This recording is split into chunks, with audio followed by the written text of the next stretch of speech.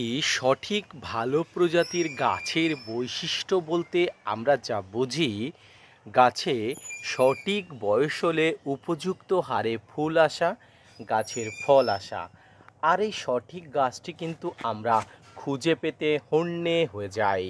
Hello friends, welcome to my channel. দেশ এবং দেশের বাইরে থেকে যারা আজকে আমার ভিডিওটি কন্টিনিউ করেছেন, প্রত্যেককেই gardener tips with Kamal YouTube চ্যানেলে স্বাগতম। ছাদ বাগানে আজকের ভিডিওর আলোচনার বিষয়বস্তু হবে চেরি ফল গাছের পরিচর্যা। একটি সঠিক ভালো প্রজাতির চেরি ফল গাছের ফুল আসার সিজনে আপনাকে কি পরিচর্যা করতে হবে, হাজারো হাজারো চেরি ফল এবং ফুল পেতে আপনাকে যে দক্ষ পরিচর্যাগুলো সঠিক সময়ে সঠিক নিয়মে করতে হবে, আসুন সেইগুলো আপনাদের উদ্দেশ্যেই বলে দিই। না স্কিপ করে কন্টিনিউ করুন।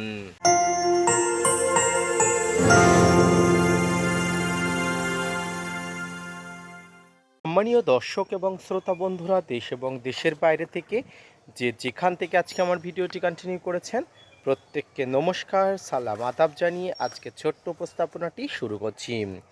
এই মুহূর্তে আমার ছাদ বাগানে যে গাছটি দেখতে পাচ্ছেন, এটি হলো একটি চেরি গাছ, যেটাকে বলা হয় বারবাডেস চেরি। আর এই চেরি গাছে এখনও পর্যন্ত প্রায় শতবারের উপরে ফুল এসে গেছে ম্যাচুরিটি হওয়ার পরে। শুধু কি ফুলের পাশাপাশি গাছ যত পরিমাণ ফল দেওয়ার প্রয়োজন, ঠিক তত পরিমাণ ফল কিন্তু প্রতিবারই দিয়ে আসে। এক্ষেত্রে অনেকের মনে প্রশ্ন জাগে, তাদের চেরি গাছে তো ফুল আসে না, ফল আসে না, তাহলে কি করে সঠিক জাতের গাছ আমরা বুঝব এবং সঠিক প্রজাতির গাছ আমরা খুঁজে এনে পরিচর্যা করব? প্রথমেই বলি, যে কোনো গাছ কিনতে গেলে আপনাকে ট্রাস্টেড বা ভালো জায়গা থেকে কিনতে হবে। ফুটপাত থেকে গাছ না কেনাই ভালো। যে কোনো ভালো নার্সারি, যার রেপুটেশন ভালো, সেই নার্সারি থেকে গাছগুলো বেশি দাম দিয়ে হলেও কেনা উচিত। এরপরে গাছটাকে রোপণ করার জন্য আপনাকে বিশেষ বা স্পেশাল মাটি তৈরি করতে হবে, এমনটা একদমই ভাববেন না। আপনার আশেপাশে যে ধরনের মাটি আছে, সেই মাটিটাই দিয়ে কিন্তু গাছের জন্য টবটি রেডি করবেন। অর্থাৎ বেলেযুক্ত দোআঁশ মাটি বা শুধু দোআঁশ মাটি, এঁটেল মাটি, যে মাটি হোক না কেন, আপনি সেই গাছটাতে আপনি রেডি করবেন। শুধুমাত্র এটুকু বলার, যদি আপনি মনে করেন যে আপনার এলাকাতে মাটিতে বালির ভাগ কম, শুধুমাত্র একটু বালি দিয়ে নেবেন। আর যদি বালির ভাগ থেকে থাকে, তাহলে তো কোনো কথাই নেই। কারণ বালির ভাগের বেশি দেওয়ার কারণ হলো গাছের গোড়াতে বেশি জল যাতে জমতে না পারে। এবারে গাছটা রোপণ করলেন, সঠিকভাবে গাছটা পরিচর্যা করার মারফতে গাছটি বড় হয়ে উঠবে। একটি ভালো জাতের গাছের বৈশিষ্ট্য হলো সঠিক সময়ে গাছে ফুল আসা, ফল আসা।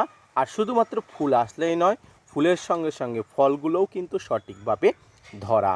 এবার চেরি গাছের ফুল আসে কখন?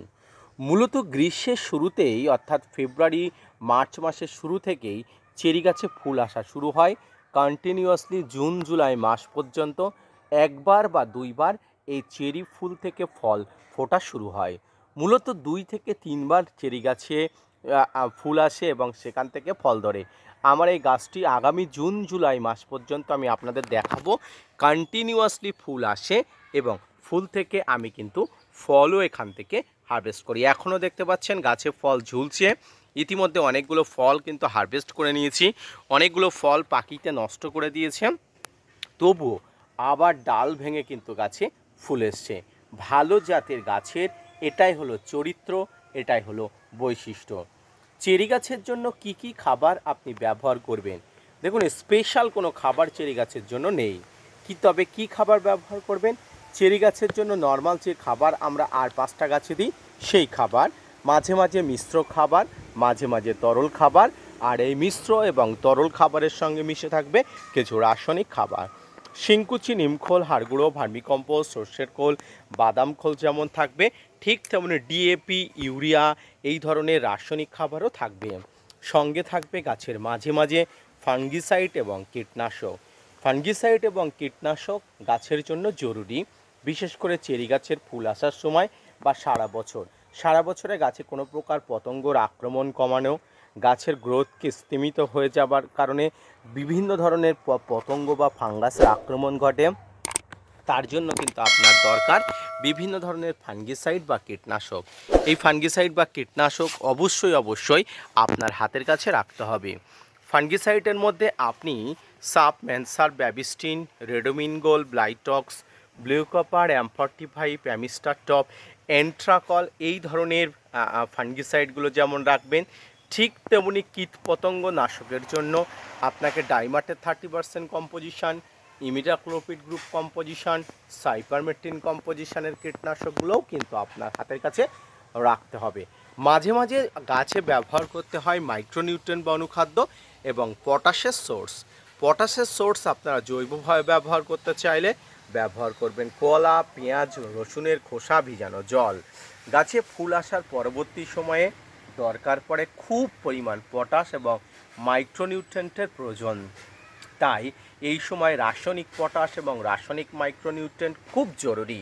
এর জন্য আপনি যেটা করবেন, 1 লিটার জলে 1 গ্রাম পটাশ এবং 1 গ্রাম আপনারা মাইক্রোনিউট্রিয়েন্ট অর্থাৎ বোরন একত্রে মিশিয়ে নেবেন। পটাশ বলতে আমরা দুটোকে বুঝি, একটা হচ্ছে লাল পটাশ, অপরটা হচ্ছে আপনার সাদা পটাশ, জলে গোলা পটাশ, যেটাকে আমরা 0050 বা সালফেট অফ পটাশ নামে অভিহিত করি। এই 0050 কিন্তু দরকার।